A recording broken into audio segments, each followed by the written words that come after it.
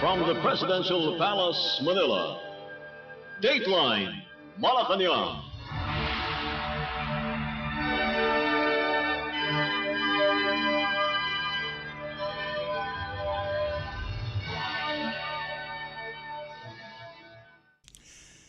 Good day.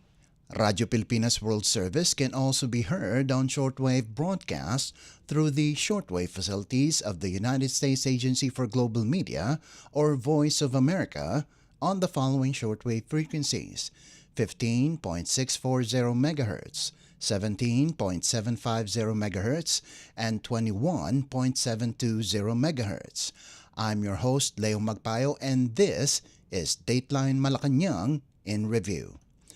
Philippine President Ferdinand R. Marcos Jr. on Monday publicly brushed aside persistent rumors about his health, even performing exercises in front of reporters to prove he is very, very good. Before delivering his statement, the president did a set of jumping jacks, then walked rather briskly and jogged from the new executive building back to Malacañang Palace, telling the media he wanted to show the public he is not ill. President Marcos said he recently underwent routine medical tests and was cleared. He added that his last hospital visit was 3 months ago for a follow-up CT scan related to his previous diverticulitis, which he said has already been resolved. The president noted he only takes maintenance medicine for gout and hypertension and continues to work out 3 to 4 times a week. Malacañang has repeatedly denied claims circulating online about the chief executive's supposed illness, which the Presidential Communications Office earlier flagged as part of a coordinated disinformation campaign. The palace said it is now gathering evidence for possible legal action against those behind the false posts. Despite the noise, President Marcos said he remains focused on governance, particularly addressing the ongoing energy crisis and its impact on Filipino households. Ngayon, tiniyak ko na makita ninyo na hindi totoo yung mga sinasabi nila, na kasinungalingan yan. Kaya mula ngayon, yung mga taong yan na nagsabi sa inyo na may sakit ako, na baldado na ako, alam ninyo, puro sinungaling ng mga yan. Kaya't lahat ng sasabihin ng mga yan, kasinungalingan. Kaya't huwag nyo nang paniwalaan kung sino man yung mga yun. Now you know who the liars are and who is telling the truth. And once again, I think it's very, very easy and very clear that I'm in very, very good health. I just had my numbers are. I just had my regular blood test kasi nagpapaano ako ng vitamins and everything.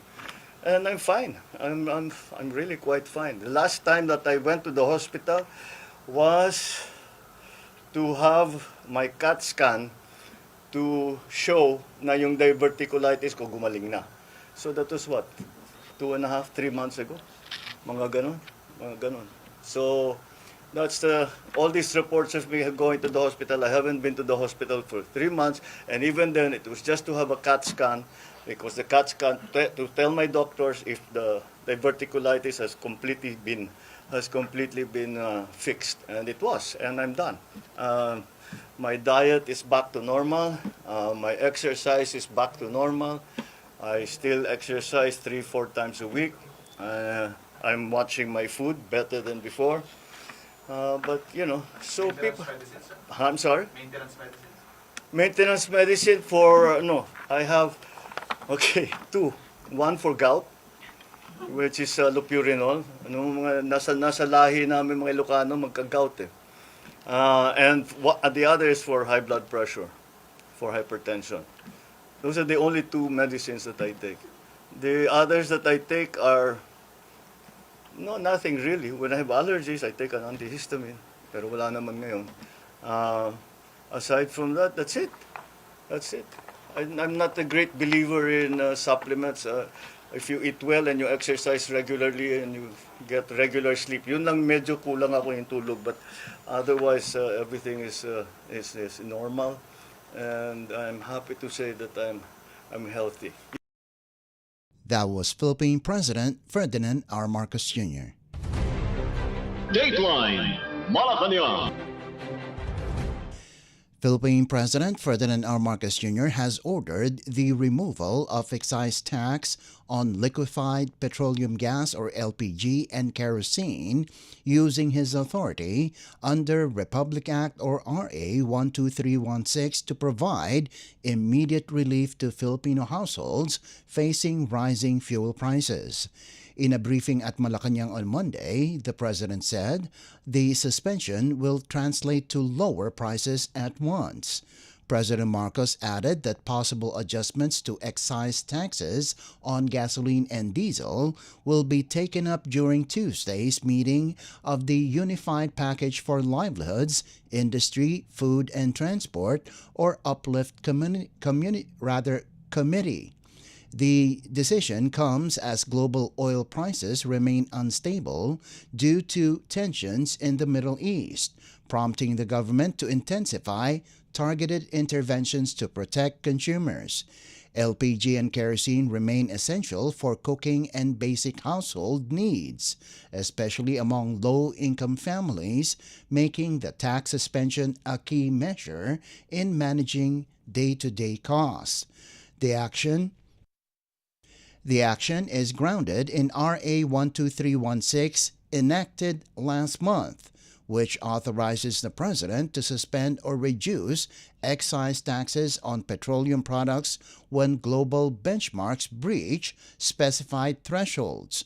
The move also complements ongoing uplift initiatives, including fuel subsidies for public utility vehicles and the service contracting program aimed at supporting commuters. So sa ilalim ng kapangyarihan na binigay sa atin ng batas, tinanggal ko na ang excise tax sa LPG at sa kerosene. Ang katumbas nito ay 3 piso at 36, how much is this? 3.36. 3 pesos 36 ang bawas ng kada kilo ng LPG. Halos 37 pesos sa isang tangke ang mababawasan ng presyo. At 565 pesos 60 centavos kada litro ng kerosene. Ibig sabihin, mas mababa ang gastos sa pagluluto at sa araw-araw na pangangailangan ng bawat pamilya. Was Philippine President Ferdinand R. Marcos Jr. Dateline Malacañang. Also on Monday, Malacañang rejected accusations that President Ferdinand R. Marcos Jr. has failed to deliver meaningful relief amid the impact of the Middle East crisis, calling the claims a huge lie. In a palace briefing, Palace Press Officer and Communications Undersecretary Claire Castro said, the president continues to work, whether visible to the public or not, and remains unfazed by what she described as baseless criticism. She was responding to remarks from the Magpayo bloc, which earlier criticized the administration's response and accused the president of merely announcing possible rollbacks and limited programs instead of delivering substantial relief. The group also claimed the government was stepping back from urgent measures such as suspending excise taxes on oil. Castro stressed that the president continues to work closely with his cabinet and lawmakers who regularly provide recommendations on possible interventions. She added that the president is not affected by unfounded criticism and remains focused on serving the public. Ang mahirap po kasi sa atin ngayon, puro tayo pintas. Puro tayo puna. Pero parang wala nagagawang solusyon, kundi ang Pangulo lamang, ang administrasyon na ito, ang siyang nag-iisip kung anong pwedeng gawin. Well, of course, meron tayong ibang mga mambabatas na nagbibigay ng suwestyon at yan naman po ay tinatanggap ng Pangulo. Pero para sabihin na walang ginagawa para maibsan ang nararamdaman natin dito sa krisis sa Middle East, ito po ay napakalaking kasinungalingan. Kapag hindi nakikita, uulitin ko po ulit. Kapag hindi nakikita ang Pangulo, hinahanap, sasabihin may sakit na ospital, kung ano-ano. Ngayon nagpapakita at nagbibigay ng ulat sa bayan, pipintasan nyo pa rin. Saan nyo gustong lumugar ang isang Pangulo na katulad ni Pangulo Marcos Jr.? Hindi naaapektuhan ang Pangulo sa anumang kritisismo na walang basihan. Ang Pangulo po ay patuloy na magtatrabaho para sa taong bayan, hindi para dun lamang sa mga pumupuna ng walang basihan. Press Officer Claire Castro. Dateline Malacañang. Philippine President Ferdinand R. Marcos Jr. on Tuesday ordered concerned government agencies to ensure equal distribution of aid to all those affected by surging oil prices. Presidential Communications Office or PCO Undersecretary and Palace Press Officer Claire Castro said President Marcos issued the order during the third Unified Package for Livelihoods, Industry, Food and Transport or Uplift Committee meeting at Malacañang Palace on Tuesday, attended by heads of several government agencies. The Palace Press Officer said the President also ordered the Uplift Committee members to consider long-term solutions to address problems, especially those concerning fuel and oil supply in the country. Castro said the government also intensified several of its programs to ease the burden of Filipinos caused by the Middle East conflict. Among those discussed and implemented on Tuesday was the 10 peso per liter fuel subsidy for public utility vehicles or PUV drivers.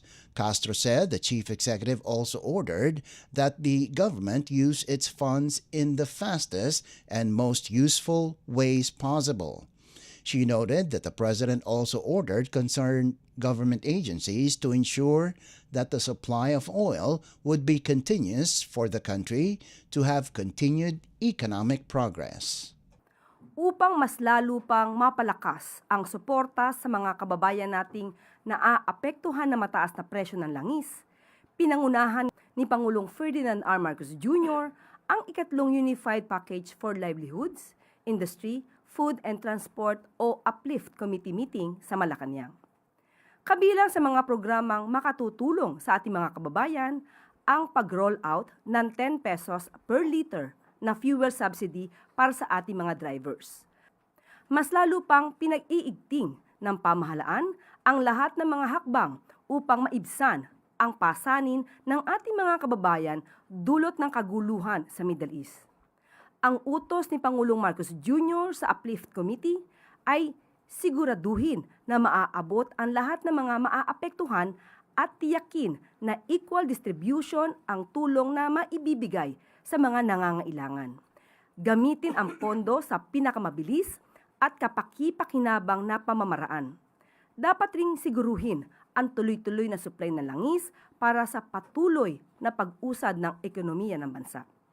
Bilin din ng Pangulo sa committee na kailangang pag-isipan ang long-term solutions lalong-lalo na sa fuel at oil supply sa bansa. Was Palace Press Officer Claire Castro. Dateline Malacañang. Meanwhile, Philippine Energy Secretary Sharon Garin on Tuesday assured that the country has sufficient energy supply based on the current inventory of major petroleum products. In a Palace press briefing following the third Unified Package for Livelihoods, Industry, Food and Transport or Uplift Committee meeting at the Palace, Garin said the Department of Energy or DOE's efforts to ensure a stable energy supply are based on the instruction of President Ferdinand R. Marcos Jr. Assuring the public of a stable inventory, Garin said the country has an average 50-day supply of all products. For LPG, there is a 36-day supply. For kerosene, 105 days. For diesel, 49 days. And for gasoline, 54 days. The lowest right now is at 36 days of LPG, but yesterday we confirmed an order together with PNOC and our oil companies na nangangailangan, and we have made an additional order yesterday morning, and I think we will reach about 50 days by today also on average. So maganda pa naman yung supply level natin, but that will depend also on what will happen with the Strait of Hormuz, anong availability ng oil sa ibang country. So, pero maganda pong number na to kasi binibigyan tayo ng 50 days to make the replenishment. Hindi po mauubos to pagka after 50 days. Ang ibig sabihin nito, makakahanap tayo habang kinukonsumo na natin within the 50 days. Other than that, Garin said the DOE is continuing to work on solutions such as fast-tracking rooftop solar, net metering, and installing more renewables to make the Philippines less and less dependent on Middle East oil, which makes the country vulnerable to global tensions. The energy chief also appealed to the public to cut electricity and fuel consumption, whether it's through government programs or through people's day-to-day activities in homes and in offices. Dateline Malacañang. Philippine President Ferdinand R. Marcos Jr. on Wednesday called for stronger regional cooperation to address energy supply disruptions as he joined the Asia Zero Emission Community or ASEC Plus online summit hosted by Japan. In his message delivered via teleconference, the president underscored the Philippines' vulnerability to global oil supply shocks, citing the closure of the Strait of Hormuz in February as a major disruption that triggered fuel price increases.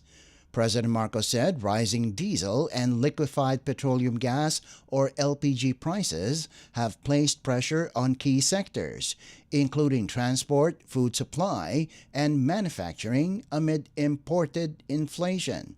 In response, the government declared a national energy emergency and rolled out the Unified Package for Livelihood, Industry, Food, and Transport, or UPLIFT program to mitigate the impact. The chief executive, however, emphasized that national measures alone are insufficient. President Marcos highlighted ongoing government efforts to strengthen energy resilience, including diversifying oil sources, increasing fuel stock requirements, and developing a strategic petroleum reserve. The Philippines is also accelerating transport electrification, expanding biofuel blending, and promoting energy efficiency to reduce dependence on imported fuel. At the regional level, President Marcos backed the implementation of the Association of Southeast Asian Nations or ASEAN Petroleum Security Agreement or APSA, which provides mechanisms for coordinated emergency response and fuel sharing among member states.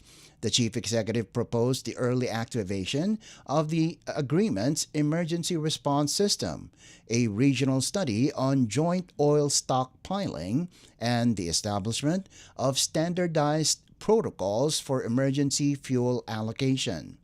President Marcos also welcomed Japan's initiative to strengthen regional supply chain cooperation, noting its experience in maintaining robust petroleum reserves. The Philippines is an archipelagic nation of 115 million people. We are mostly dependent on imported petroleum to power our transport, our industries, our hospitals, our homes. When global supply chains are disrupted, as they have been since the closure of the Strait of Hormuz on February the 28th of this year, the effects arrive at our shores very swiftly and are felt severely. In the weeks following the Hormuz closure, the Philippines witnessed sharp increases in diesel and LPG prices. Our economy, which grew by 4.4% in 2025 and remains on a steady upward trajectory, is now facing imported inflation that threatens the welfare of our most vulnerable households. Our transport logistics, our food supply, our manufacturing sector are all under real severe pressure. What this crisis has confirmed is a structural truth. No single country in Asia can insulate itself from supply chain shocks of this scale by acting alone. And the Philippines stands ready to work alongside every economy represented here. Philippine President Ferdinand R. Marcos Jr. Dateline Malacañang. Also on Wednesday, Philippine President Ferdinand R. Marcos Jr. vowed continued support for the career growth and welfare of public school teachers as he led the mass oath-taking of 2,121 newly promoted educators in Tacloban City. Of the group, 1,679 were promoted under the expanded career progression system, while 442 advanced through the non-ECP track. Several long-serving teachers and beneficiaries of the Sa Pinas, Ikaw ang Ma'am at Sir reintegration program were also among the oath takers. The president said these initiatives address the challenges that push teachers to seek other opportunities, noting that the ECP system creates clearer pathways for advancement. He highlighted that more than 65,000 teachers and school heads have been promoted from August 2025 to April 2026. President Marcos also cited ongoing efforts to improve teacher welfare, including new plantilla positions and the release of a 10,000 peso teaching supply allowance for academic year 2025 to 2026. The chief executive underscored the vital role of educators in national development and commended them for shaping students' character beyond classroom instruction. All these promotions are well-deserved and will provide stability for our educators as they advance in their careers. For many, many years, our public school teachers have faced many barriers to career growth. Our old system did not have the positions and clear pathways for advancement. In some cases, you even had to step away from the thing that you love the most, teaching, in search of better opportunities in other areas, in other fields. It only worsens, that situation only worsens the shortage of teachers in the country, undermines the country's overall educational system. All of these changes we are making will strengthen our education system in the long run. These reforms will lift morale and retain our best teachers here in our country. It will also ensure that experience and talent will remain in our schools as we offer them more opportunities and better compensation. The world has become more uncertain lately, and so your role as teachers and administrators of our school are more important than ever. In times like these especially, our world needs more teachers like you, who always go beyond just academic instruction, but help students develop their own character. Always remember, as we always remember, that our future rests on the young minds that are in your hands and in your care, and that you will help nurture today so that we have a brighter tomorrow. Philippine President Ferdinand R. Marcos Jr. Dateline Malacañang. Philippine President Ferdinand R. Marcos Jr. on Thursday vowed to widen the rollout of government rice distribution programs as he led the ceremonial release of rice subsidies to Manila residents under the Biyayang Bigas para sa Maynila initiative. Each beneficiary received 10 kilos of rice, part of efforts to cushion households from the economic impact of tensions in the Middle East.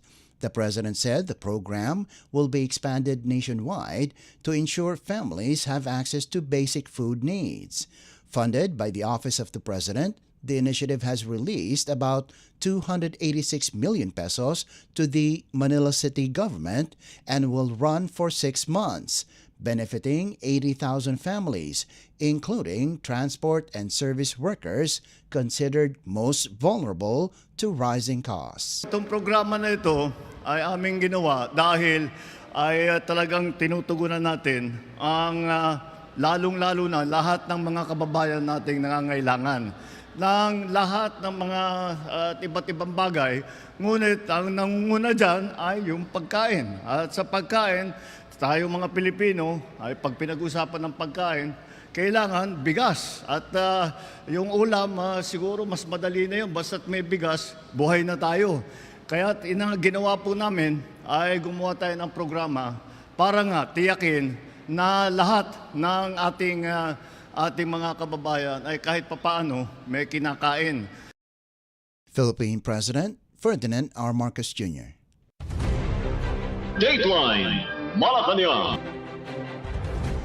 And finally, Philippine President Ferdinand R. Marcos Jr. on Friday assured the public that government efforts to stabilize food supply and prices will continue as rising fuel costs disrupt the transport of vegetables and other farm goods. Speaking at the Benguet Agri-Pinoy Trading Center in La Trinidad, Benguet, the president said reports showed some traders were no longer bringing vegetables down from the highlands because of expensive diesel.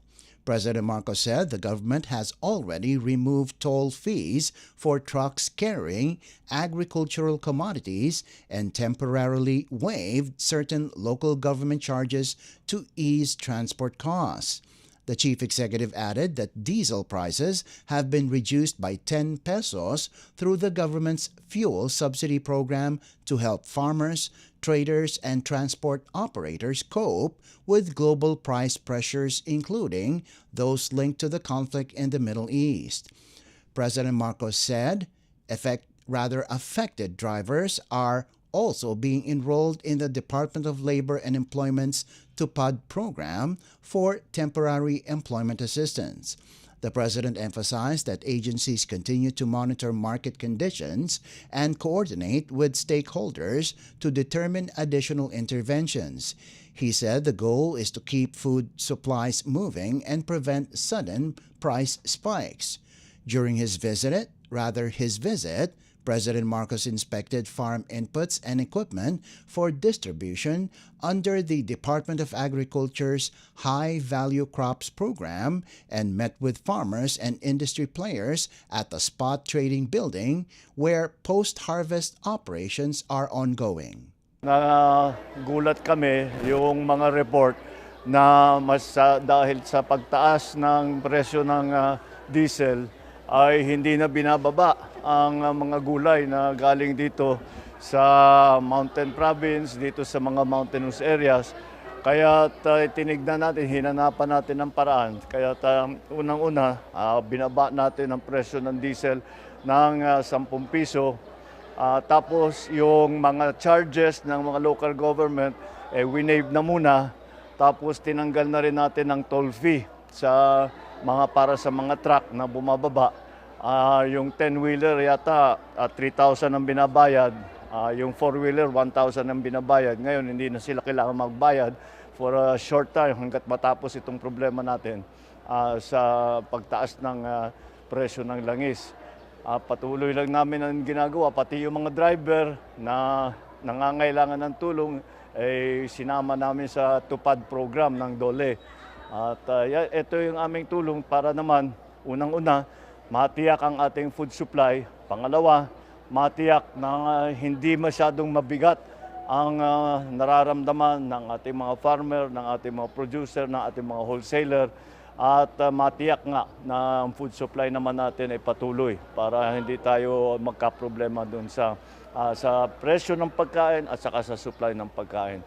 Mabuti naman at mukha namang dahil sa mga ating inisyatiba na ginawa ay mas nagkakaroon ngayon ng yung sistema ay umaandar na at patuloy naman ang ating mga ang mga initiative kung meron pa. Kaya na mabuti at nakausap ko yung mga iba na nagtitinda rito para yung kanilang mga suggestion kung ano sa palagay nilang kailangan pang gawin. Kaya patuloy ang aming pag-aaral at patuloy ang aming pag-monitor para tiyakin na lahat ay makakaramdam ng tulong ng pamahalaan ngayon sa dinadaan natin na problema at sa krisis na naging bunga ng gera sa Middle East. Was Philippine President Ferdinand R. Marcos Jr. Dateline Malacañang. Before we conclude our program, Radyo Pilipinas World Service of the Presidential Broadcast Service can be heard over the following shortwave frequencies: 15.640 MHz, 17.750 MHz, and 21.720 MHz. Radyo Pilipinas World Service is also live on audio streaming. Just download Evox PBS Receiver on your Google Play Store or the App Store from your Apple phone. You can also visit our Facebook page and YouTube channel. Just type in and search for Radyo Pilipinas World Service. Kindly subscribe, like, and share our posts as well. And that concludes this edition of Dateline Malacañang in Review. For Radyo Pilipinas World Service, this is Leo Magpayo. Good day and stay safe. From the Presidential Palace, Manila, Dateline Malacañang.